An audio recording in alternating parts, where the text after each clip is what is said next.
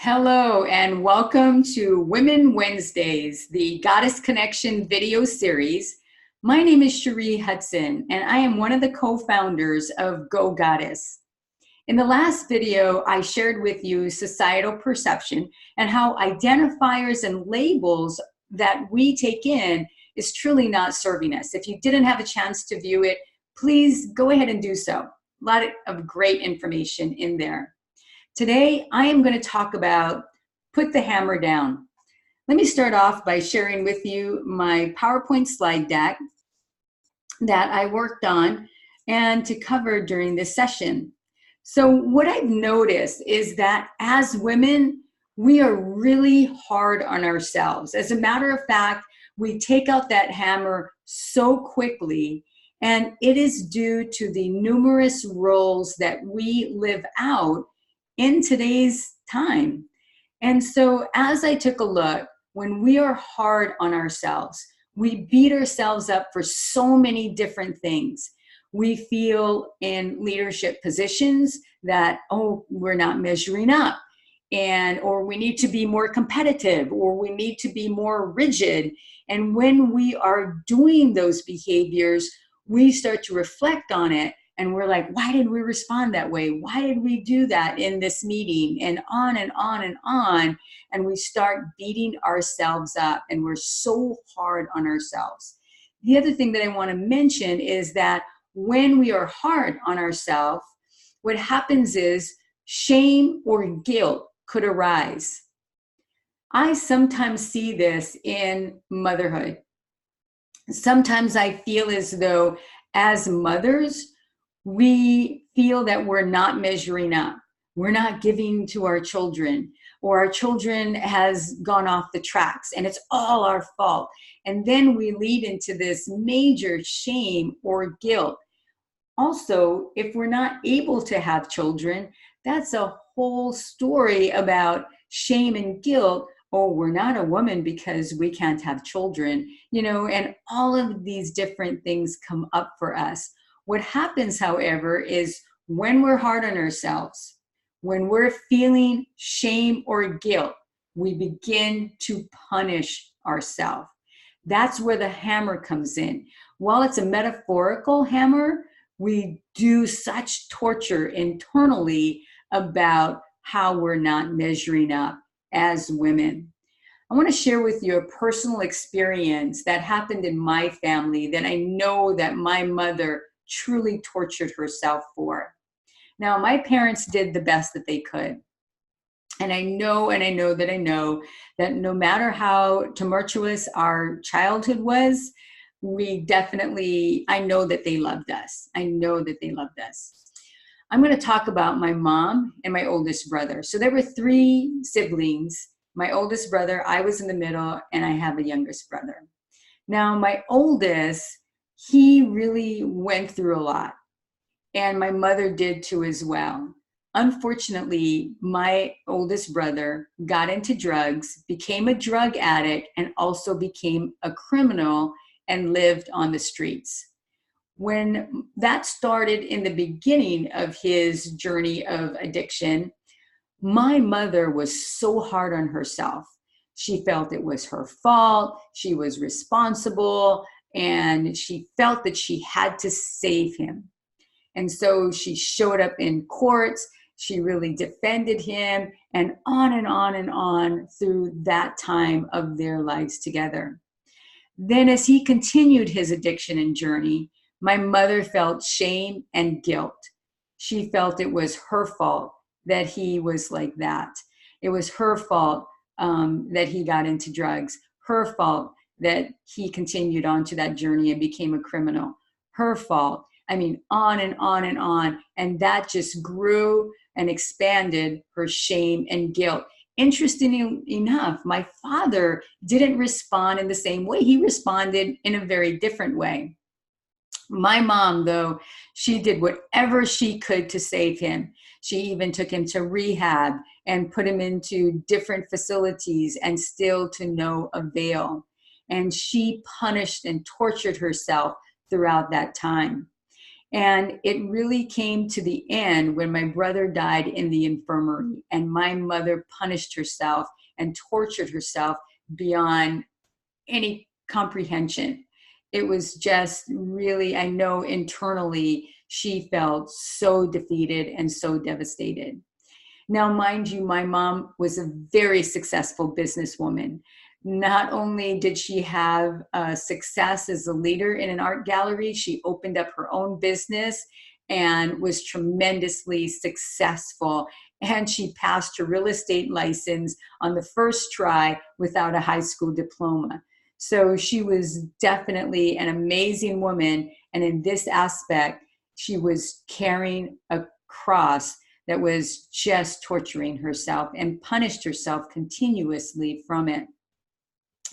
What I notice is that when we do things like that in our lives, we've got to look at how we can overcome this motherhood or being a mom to someone who's a child that's of addictions, and how do we look at it in a very different way and know that I know, and I want to share with you, and it comes from the Bible. And again, I just want to say that I'm very spiritual. I'm not really connected to any religion. However, I felt this scripture from the Bible was very profound, and it talked about whether you're a good person or a bad person, you will have life happenings. And that's the truth. And how do we overcome and know that it's only for a season and it's not for your entire life? And one of the things that we can look at is from the ashes. And it is a life's journey, like the phoenix, the story of the phoenix. The phoenix died and was ashes. And from the fire and the ashes, it rose up. And that's where we need to be. Rather than being hard on ourselves, rather than punishing ourselves, rather than being caught up in shame or guilt, how do we overcome and walk through the season, know that we're going to get to the other side? Also, the lotus flower is another great analogy from the murky waters, how we actually bloom during those times, those hardships, those situations. Let us move through them. Let us get to the other side. Know that we will bloom in so many different ways. I love this next one, this next analogy. It is a goddess called Kali. And it is so powerful because she is the goddess of new beginnings. And while in some of the Hindu religions, they connect her as well as to death, which of course you need to go through rebirthing, many of life's situations are a rebirthing. It is moving us to the next level of our lives. But how can we do this? Because we're so consumed with hitting ourselves over the head. We're so consumed with being hard on ourselves and the shame and the guilt, as well as the punishment. And the one thing that I say that has really helped is forgiveness. And that's what's possible. When we forgive ourselves, we might do a ritual or a practice to look at the situation, look at ourselves and the other person or the people, and look at it from a third person perspective. If you were looking from the outside in, you would forgive yourself. You would forgive them too as well. Because everybody is doing the best that they can. We might not feel it, we might not think it, but know that we are all doing the best that we can within the situation. We all come with filters, we all come with baggage. And you might say, no, they did something really horrible to me. I get it. I get it.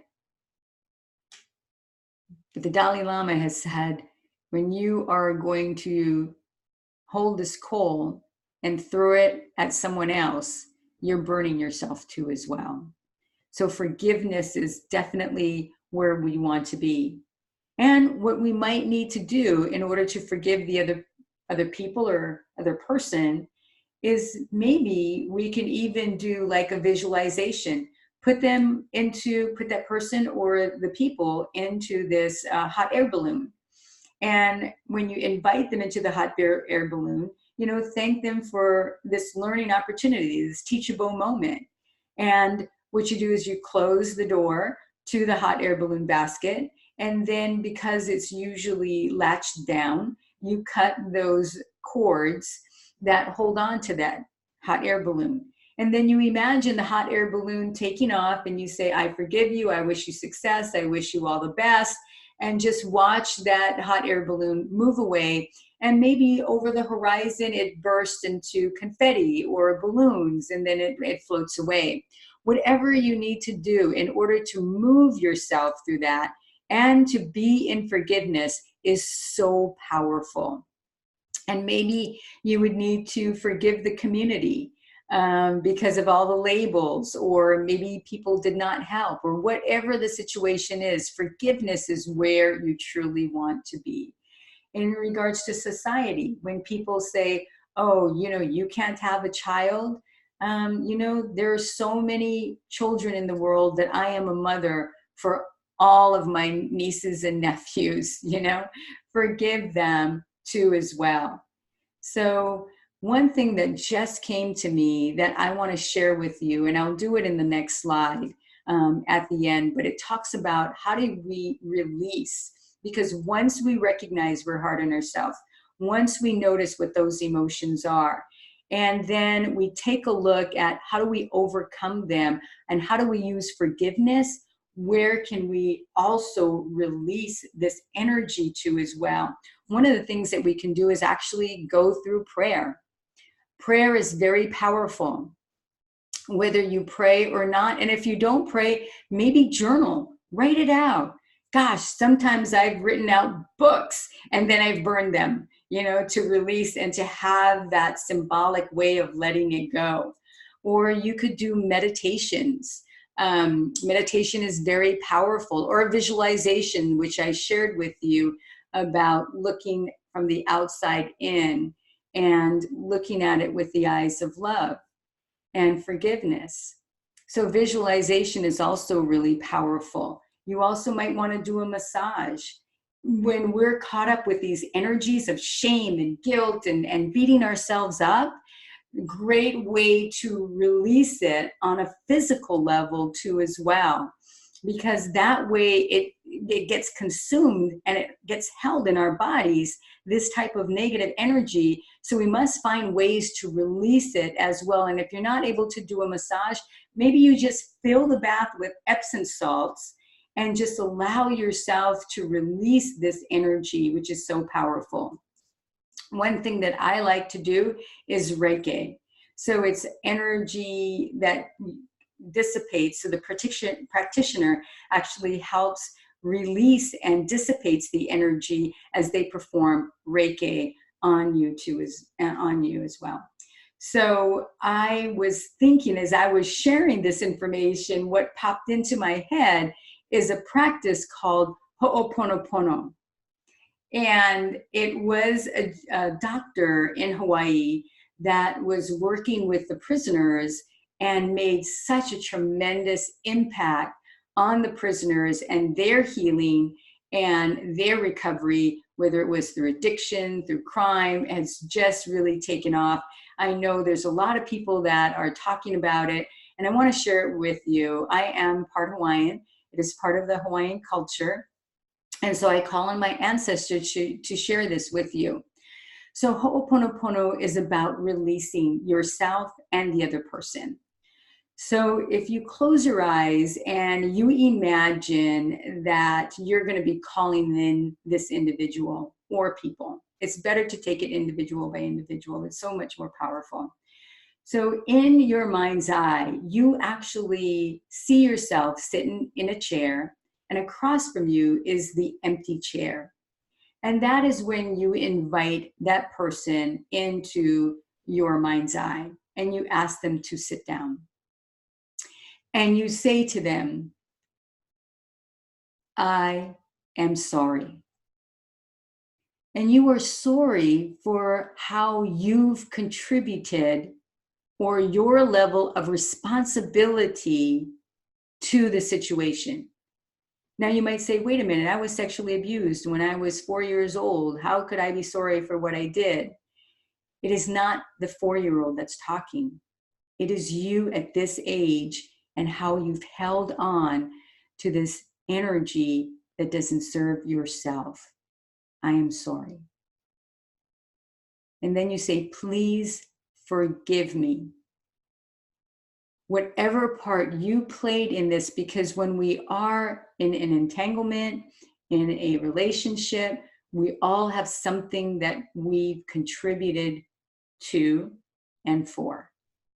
Please forgive me for the things that I've contributed in this relationship or in this situation that really didn't serve us. And then you say, I forgive you. I forgive you. Again, it's just like what they say, holding on to that cold. You want to release it. Stop burning yourself. Stop holding on to it. Stop. Put down the hammer. Let it go. I forgive you. Thank you. Because what's true and what you're thanking them or the world or life for is that you have learned something in this situation. Maybe you've learned how to forgive. Or maybe you have learned that now that you understand that new and better relationships are going to come to your way. They're going to be attracted into your life because you've released this. So those are the really key aspects of it. And once you say thank you, you see them stand up from the chair and that they move away from you. And you release them. And this might not be a one-time thing. This could be done over and over again. And if that's what it takes, then do it, because it's better to let it go than to continuously hold on to that hammer. Because if a situation comes up again and you engage in it the same way, you immediately bring up that hammer and start pounding on yourself. So in Ho'oponopono, you say, I am sorry. Please forgive me. I forgive you. Thank you. And you let it go.